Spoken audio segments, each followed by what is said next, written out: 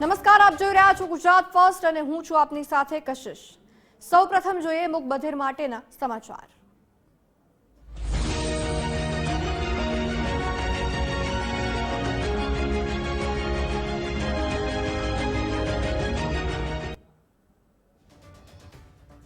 Space startup Agnikul કોસ્મોસે આજે 30 મેના રોજ તેનું પ્રથમ રોકેટ અગ્નિબાણ સોર્ટેડનું સફળતાપૂર્વક પરીક્ષણ કર્યું છે। જો કે આ ટેસ્ટ પ્રક્ષેપણ અગાઉ મંગળવારના રોજ થવાનું હતું, પરંતુ કેટલાક ટેકનિકલ કારણોસર લોન્ચિંગ 2 વાર મોકૂફ રાખવામાં આવ્યું હતું। ખાનગી કંપનીઓ અને સ્પેસ ડિપાર્ટમેન્ટ વચ્ચે સેતુનું કામ કરતા ઇનસ્પેસે કંપની વતી આ માહિતી શેર કરી અને કહ્યું કે આજે અગ્નિકુલના રોકેટનું સફળ પરીક્ષણ કરવામાં આવ્યું હતું। ઇસરોએ અભિનંદન પાઠવતા સોશિયલ મીડિયા દ્વારા માહિતી આપી હતી કે શ્રી હરિકોટા ખાતેથી ખાનગી કંપનીના પ્રાઇવેટ લોન્ચ પેડ પરથી આ રોકેટનું સફળ પરીક્ષણ કરવામાં આવ્યું હતું। ઇસરોએ અગ્નિકુલની પરીક્ષણ ઉડાન અગ્નિબાણ સોર્ટેડ 1 મિશનની સફળતાને અવકાશ ક્ષેત્રમાં એક સીમાચિહ્ન રૂપ ગણાવી છે।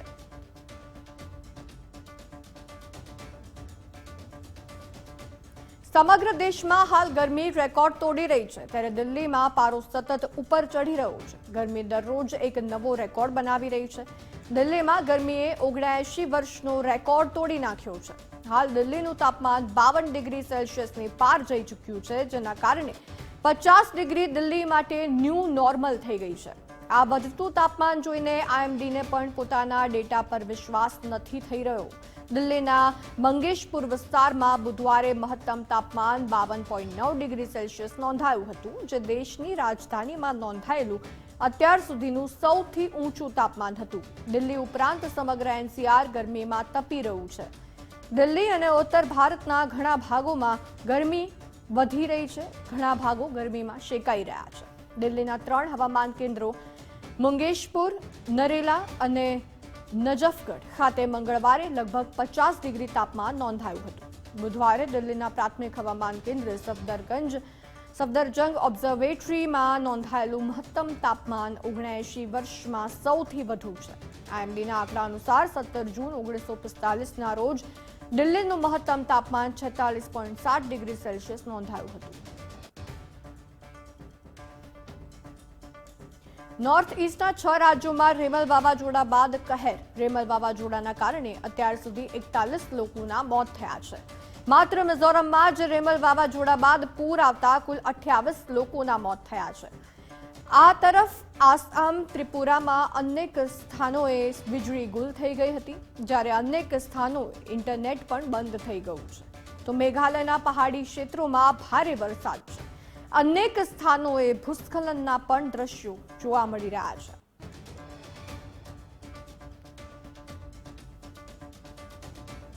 ચોમાસાની રાહ જોતા લોકો માટે ખુશખબર છે।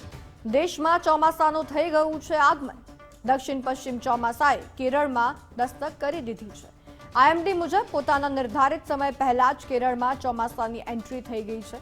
સામાન્ય રીતે કેરળમાં 1 જૂને વરસાદની એન્ટ્રી થતી હોય છે અને તેના 15 દિવસે એટલે કે 15 જૂને ગુજરાતમાં ચોમાસાની એન્ટ્રી થાય છે, પરંતુ હવે કેરળમાં 2 દિવસ પહેલા ચોમાસાની એન્ટ્રી થતા ગુજરાતમાં પણ 15 જૂનના 1-2 દિવસ પહેલા જ ચોમાસાનું આગમન થઈ શકે છે। કેરળ સિવાય પણ દેશના અન્ય કેટલાક રાજ્યોમાં વરસાદની ગતિવિધિઓ વધી ગઈ છે।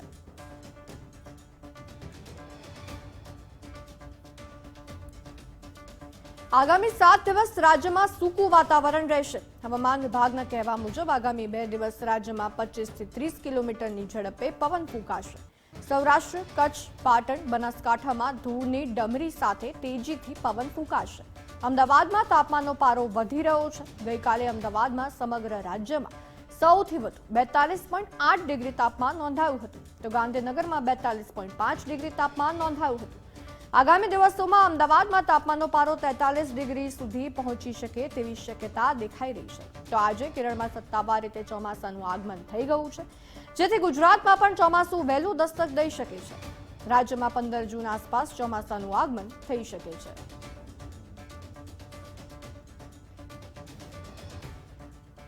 નવસારીના દરિયા કિનારે ભારે પવન ફૂંકાવાની આગાહી હવામાન વિભાગ દ્વારા વ્યક્ત કરવામાં આવી છે। હવામાન વિભાગની આગાહી પ્રમાણે પવન અને ધૂળની ડમરીઓ ઉડવાની સંભાવના છે। સાથે જ જિલ્લા કલેક્ટર તરફથી આગામી 4 જૂન સુધીમાં દાંડી અને ઉભરાટનો દરિયો અને તે સિવાયના પર્યટન સ્થળો બંધ રાખવા આદેશ આપવામાં આવ્યા છે. અહીં ફરવા આવતા સહેલાણીઓએ દરિયા કિનારે ન જવા માટે તંત્ર તરફથી અપીલ છે.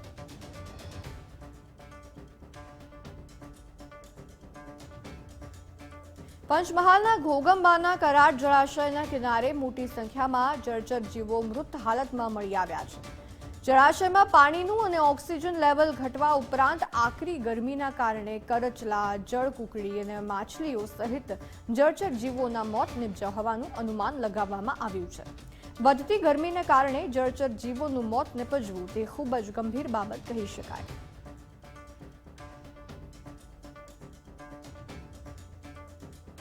સાતમા ચરણમાં 57 લોકસભા સીટ માટે 1 જૂનના રોજ મતદાન થવાનું છે. આ સીટ માટે ચૂંટણી પ્રચાર આજે સાંજે 5 વાગે બંધ થઈ જશે અને પ્રચાર પૂર્ણ થતાં જ પીએમ મોદી આધ્યાત્મિક યાત્રા પર જશે. આજે સાંજથી 1 જૂન સુધી પીએમ મોદી આધ્યાત્મિક યાત્રા પર છે. પ્રચાર બંધ થયા બાદ પીએમ મોદી આજે રાતે જ તમિલનાડુના કન્યાકુમારી પહોંચશે. પીએમ મોદી તમિલનાડુ પહોંચી કન્યાકુમારી સ્થિત વિવેકાનંદ રોક મેમોરિયલ પહોંચીને 24 કલાક ધ્યાન કરશે. આજે બપોરે 3 વાગે પીએમ મોદી ત્રિવેન્દ્રમ એરપોર્ટ પહોંચશે, જે બાદ હેલિકોપ્ટર દ્વારા તેઓ કન્યાકુમારી જશે. કન્યાકુમારીમાં વિવેકાનંદ સ્મારકમાં રાત્રિ રોકાણ કરશે.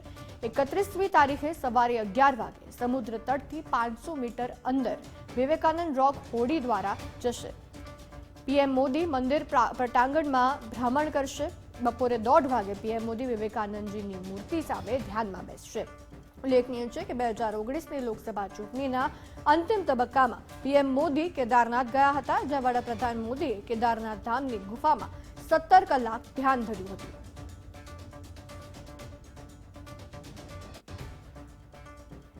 રાજકોટ ભ્રષ્ટાચારમાં દિગ્ગજ નેતા રામ મોકરિયાનું નામ ખુલ્યું છે. ઇમારતનો પ્લાન પાસ કરાવવા રામ મોકરિયાએ નાણાં આપ્યા હોવાનો તેમના પર આરોપ લાગ્યો છે. વર્ષો પહેલા સાંસદ બન્યા તે પહેલા આર્કિટેક્ટ હસ્તક ફાયર ઓફિસરને 70,000 રૂપિયા આપ્યા હોવાના આક્ષેપ રામ મોકરિયા પર થયા છે.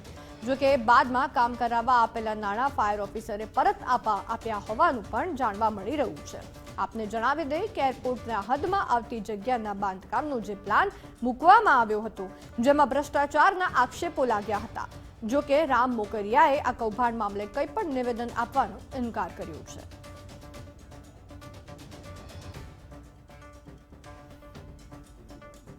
રાજકોટ અગ્નિકાંડ કેસમાં ગાંધીનગર પોલીસ ભવન ખાતે રાજકોટ ફાયર ઓફિસરની પૂછપરછ શરૂ કરવામાં આવી છે. એસઆઈટીના વડા ફાયર ઓફિસરની પૂછપરછ કરી રહ્યા છે.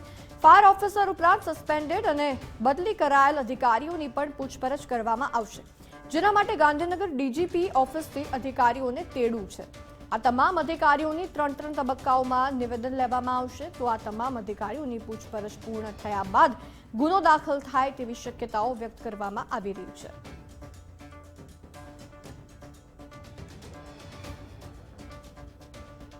રાજકોટ અગ્નિકાંડમાં તપાસ કરી રહેલી એસઆઈટીએ પોલીસ, ફાયર વિભાગ, મહાનગરપાલિકા અને માર્ગ મકાન અંગે 3 સૌથી મોટા અવલોકન કર્યા છે. એસઆઈટીએ કરેલ અવલોકન પ્રમાણે પ્રથમ માળે જવા માત્ર 4 થી 5 ફૂટની જ સીડી લગાવવામાં આવી હતી. આ ઉપરાંત બંને પીઆઈએ લાયસન્સ આપવામાં નિષ્કાળજી રાખી હોવાનું, બંને પીઆઈ તરફથી ફાયર એનઓસીની ચકાસણી નહીં કરી હોવાનું તપાસમાં ખુલ્યું છે. આ તરફ મહાનગરપાલિકાની કામગીરી અંગે એસઆઈટીએ 6 અવલોકન કર્યા છે, જેમાં ટીઆરપી ગેમ ઝોન છેલ્લા 3 વર્ષથી વધારે કાર્યરત હોવાનું, ટેમ્પરરી સ્ટ્રક્ચરના બહાને તેમને છૂટ અપાઈ હોવાનું અવલોકન કરવામાં આવ્યું છે. આ સિવાય પણ ગૌતમ જોશી અને જયદીપ ચૌધરી બંને અધિકારીઓએ કોઈ પણ કાર્યવાહી ન કરી હોવાનું એસઆઈટીએ અવલોકન કર્યું છે.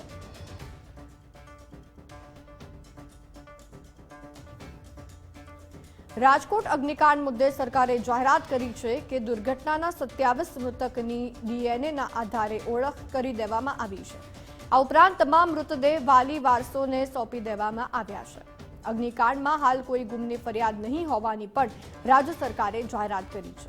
આ સાથે જ સરકારે ખાનગી હોસ્પિટલમાં મોતના ભ્રામક દાવા કરવામાં આવ્યા હોવાનું પણ જણાવ્યું છે. સરકાર તરફથી એ પણ કહેવામાં આવ્યું છે કે 3 વ્યક્તિ ગુમ થયા હોવાની જે ફરિયાદ હતી તે ખોટી છે.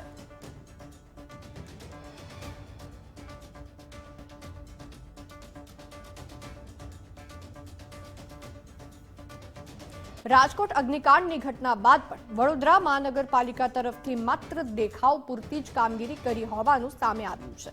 ગોત્રીમાં આવેલી અમન હોસ્પિટલમાં ફાયર સેફટીના પૂરતા સાધનોનો અભાવ હોવાનું સામે આવ્યું।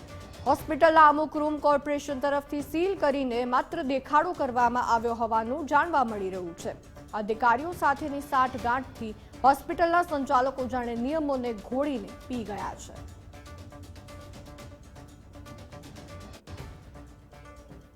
રાજ્યમાં પડી રહેલી ભારે ગરમીને કારણે લોકો ત્રાહિમામ પુકારી ઉઠ્યા છે।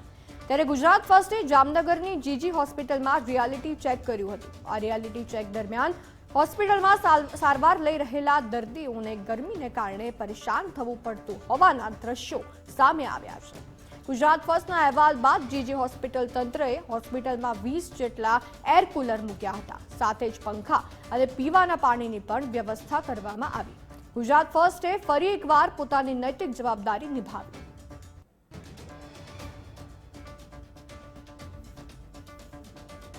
સાબરકાંઠાના ઈડરમાં એસીબીએ 2 પોલીસ હેડ કોન્સ્ટેબલને લાંચ લેતા ઝડપ્યા। 4 લાખ રૂપિયાની લાંચ લેતા એસીબીએ રંગે હાથ ઝડપ્યા। ફરિયાદે વિરુદ્ધ 3 અરજીના નિકાલ માટે લાંચ માંગી હતી। બંને હેડ કોન્સ્ટેબલે 10 લાખ રૂપિયાની લાંચ માંગી હતી।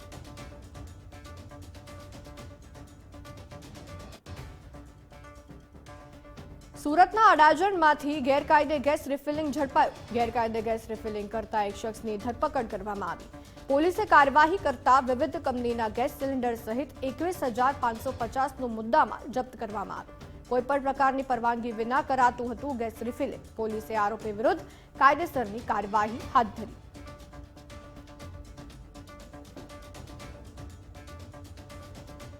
કોઓપરેટિવ બેંક બાદ નેશનલાઇઝ બેંકે ગ્રાહકોનો વિશ્વાસ તોડ્યો હોવાના સમાચાર સામે આવ્યા। વડોદરાના ડભોઈમાં બેંક ઓફ બરોડાએ 3 ગ્રાહકોનો વિશ્વાસ તોડ્યો। ગ્રાહકના ખાતામાંથી બોગસ સહીના ચેક ક્લિયર કરાવી 11 લાખ રૂપિયા ઉપાડી લીધા। બેંક કર્મીની મિલીભગતથી મિસમેચ સહીના ચેક પાસ થઈ ગયા હોવાની માહિતી સામે આવી। સમગ્ર મામલા અંગે ડભોઈ પોલીસ સ્ટેશનમાં ખાતેદારો દ્વારા ફરિયાદ નોંધવામાં આવી।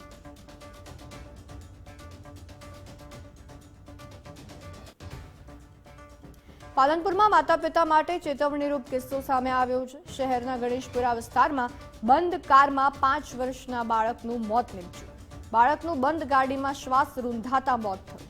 2 કલાકથી વધુ સમય સુધી બાળક ગાડીમાં બંધ રહ્યું હતું।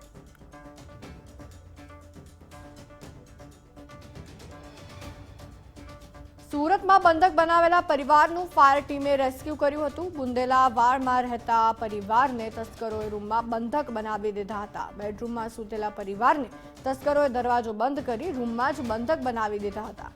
પરિવારને રૂમમાં જ બંધ કરી તસ્કરો ચોરીને અંજામ આપી રહ્યા હતા અને નાસી ગયા હતા।